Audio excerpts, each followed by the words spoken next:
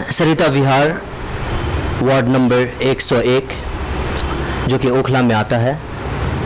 और चुनावी हलचल यहाँ पे काफ़ी तेज़ थी, लेकिन चूँकि चुनावी प्रचार ख़त्म हो चुका है और हमारे बीच बात करने के लिए मौजूद हैं रज़िया जी से बात करेंगे और जानना चाहेंगे कि इनने क्या स्पेशल प्लान तैयार किया है इस वार्ड के लिए और इस वार्ड को एक चमकता वार्ड बनाने के लिए। रज़िया जी, बदलता हिंदुस्तान न्यूज़ पर आपका स्वागत है। और इससे पहले कि हम यहाँ के ख़ास मुद्दों पे बात करें, सबसे पहले मैं चाहूँगा कि आप अपने बारे में यहाँ की आवाम को बताएं और आपके क्या खिदमात रहे हैं उसके बारे में भी थोड़ा बताएं यहाँ के आवाम को। मेरा नाम रज़िया बानो है। मैं अंतर्राष्ट्रीय खिलाड़ी हूँ। इंटरनेशनल में 5 टाइम गोल्ड मेडल है मेरा ताइक्वांडो में, और रेसलिंग करती हूँ फ़िलहाल।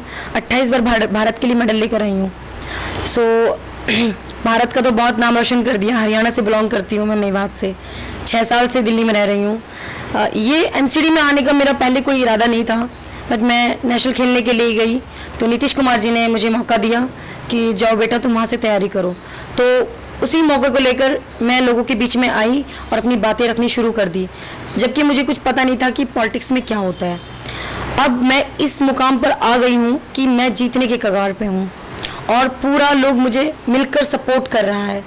ऑलमोस्ट यूथ जो है वो मुझे सपोर्ट कर रहा है। जितने भी लोग हैं, आवाम हैं, ये सब मुझे मिलकर सपोर्ट कर रहा है। यहाँ के मुद्दे जो किसी से छुपा हुआ नहीं है, बिल्कुल बेसिक मुद्दे हैं। सफाई, सड़क, नाले, जो बेसिक मुद्दे हैं। सफाई के नाम पे कुछ भी नहीं है। अगर आप रोड पे निकल जाएं तो हर जगह गंदगी कचरे का ढेर लगा पड़ा मिलता है। जब लोग यहाँ आते हैं तो उनका वेलकम गंदगी, कचरों के ढेर, बदबू से किया जाता है। लोग यहाँ आना पसंद नहीं करते हैं। नाले खुले पड़े मिलेंगे सड़कों पे, जिस पे कभी भी किसी का भी एक्सीडेंट हो सकता है और कोई बड़ी दुर्घटना घट सकती है। रोड के नाम पे यहाँ पे कुछ भी नहीं है। अगर आप जीत कर आती हैं तो आपने क्या प्लान तैयार किया है? आप इसके लिए क्या ख़ास करेंगी जो इन सब चीज़ों को जल्द से जल्द शॉर्ट आउट किया जा सकेगा?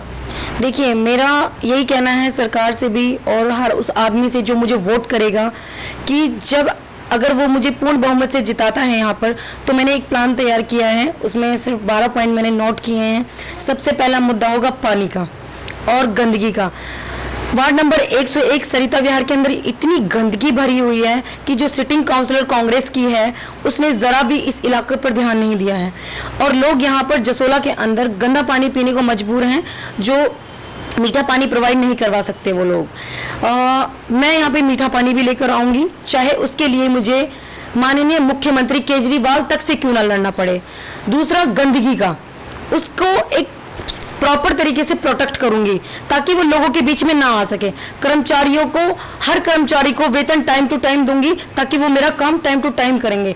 और रहा गलियों का सवाल, वाकई में यहाँ पर हालात कुछ इस तरीके से बन गए कि बारिश होती है तो पेट तक पानी आ जाता है और लोग मजबूर हो जाते हैं। उसमें वो मर भी सकता है। जिम्मेदारी कौन लेगा? नेता नहीं लेते जिम्मेदारी।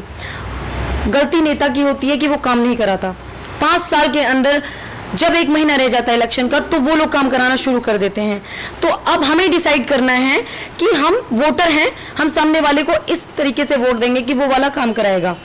तो मैं ये कहना चाहूँगी कि जब मैं यहाँ पर आऊँगी तो सबसे पहले गंदगी और पानी, लोगों के लिए सबसे बड़ी दिक्कत ये है, पानी और गंदगी, ये सबसे पहले करूँगी। दूसरा मेरा शिक्षा के लिए है।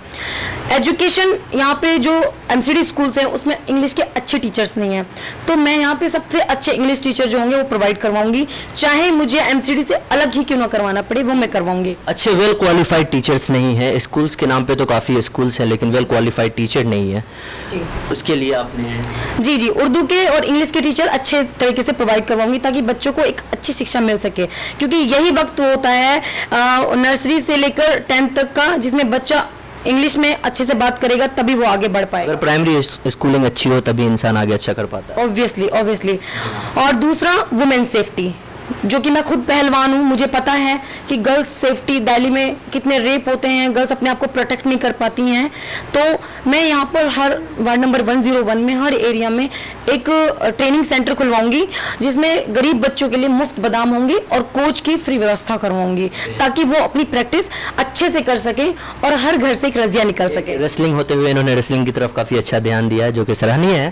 और अगर हम हेल्थ की बात करें रज़िया जी, इस वार्ड में ही नहीं, ओखला में एक सर्वे के अनुसार ओखला दिल्ली की सबसे गंदी जगह है और डेंगू के मच्छर यहाँ सबसे ज़्यादा पाए जाते हैं। पूरे दिल्ली की बात कर रहा हूँ मैं। और अभी कुछ दिनों पहले की बात है, 7-8 महीने पहले की बात, जब डेंगू का प्रकोप चला था, सर्वे के अनुसार 76 लोगों की जान गई थी। उसमें उनकी कोई गलती नहीं थी। ये कहीं ना कहीं जो यहाँ राजनीति करने वाले लोग हैं उनकी कमी थी, जो फैसिलिटी प्रोवाइड ना होने की वजह से बहुत लोगों की जान गई। 76 लोगों ने अपनी जान से हाथ धोया। अगर आप जीत कर आती हैं तो ऐसा क्या ख़ास करेंगी जो यहाँ आने वाले टाइम में यहाँ पे डेंगू का जो प्रकोप है, डेंगू का जो प्रॉब्लम है, वो शॉर्ट आउट हो सके और आपका वार्ड एक स्वच्छ और सुरक्षित वार्ड बन सके? देखिए, मच्छर तो हर वार्ड में मिलेगा आपको।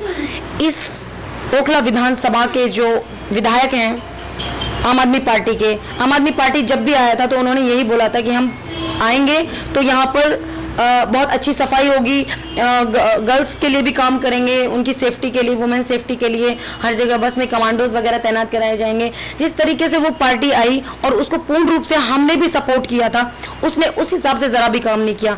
यहाँ पे प्रेजेंट जो विधायक हैं वो ज़रा भी काम नहीं कर रहे। किसी भी गली में जाकर उन्होंने किसी भी आदमी के लिए कोई वर्क नहीं किया है।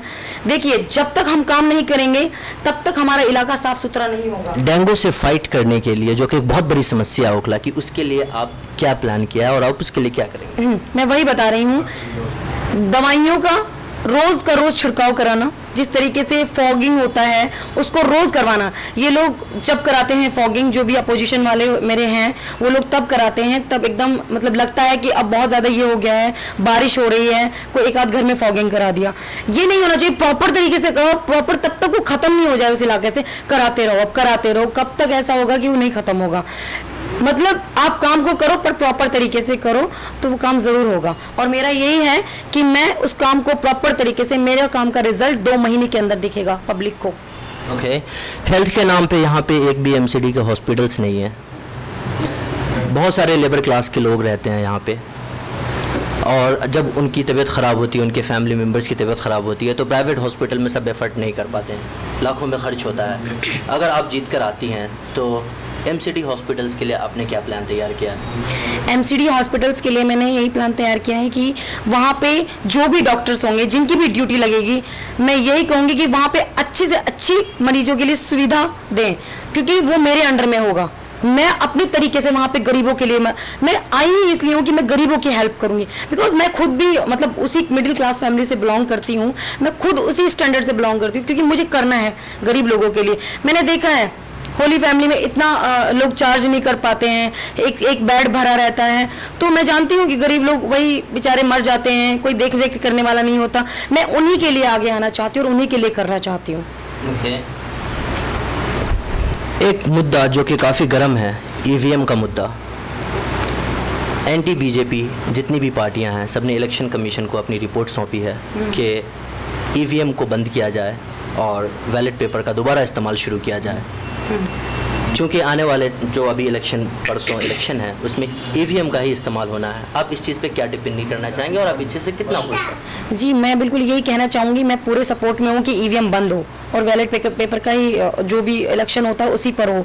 क्योंकि जिस तरीके से हमने यूपी में देखा, कहीं ना कहीं वाकई में ये चीज़ सच थी, फैक्ट था, जो भी था। मोदी सरकार है, अब वहाँ पे योगी सरकार बन गई है। ये अब बहुत बड़ी दुख की बात है कि आप इससे खुश हैं या नहीं? नहीं, मैं खुश नहीं हूँ। आप चाहती हैं बैलेट पेपर का दोबारा इस्तेमाल? ऑब्वियसली होना चाहिए। नीतीश कुमार जो आपके मुखिया हैं, उन्होंने ये कहा है कि अगर हम जीत कर आते हैं दिल्ली में तो दिल्ली की जितनी अनऑथोराइज कॉलोनीज़ हैं सबको ऑथोराइज कर देंगे। आप इस चीज़ के बारे में? जी बिल्कुल, उन्होंने बदरपुर रैली में ये जो जनसभा हुआ था उसमें बोला था उन्होंने कि जो गरीब फैमिलीज जो रहती हैं अनऑथराइज्ड कॉलोनी में, ये मेरे लिए भी एक बेनिफिट का बात होगा, क्योंकि मैं भी उसी एरिया में रहती हूँ। तो अच्छा होगा कि हम किसी के लिए अच्छा कर सकें और उस बिहाफ पे मेरा खुद का भी अच्छा हो जाए, क्योंकि घर तो सभी अनऑथराइज्ड हैं। अगर ऑथराइज्ड हो जाएगा, हम एमसीडी में आएंगे तो बेशक ये कम ज़रूर होगा और जो बोला जा रहा है वो करा भी जाएगा। ये मेरा अपना मानना है, क्योंकि मैं बहुत सच बोलती हूँ और सच्चाई से काम करती हूँ। तो ये थी रज़िया जी, जिन्होंने बड़े बेबाकी से अपने सारे सवालों का जवाब दिया। मैं तौहीद अली, कैमरामैन फजल के साथ, बदलता हिंदुस्तान, खबर वो जो सच बताए। Thank you.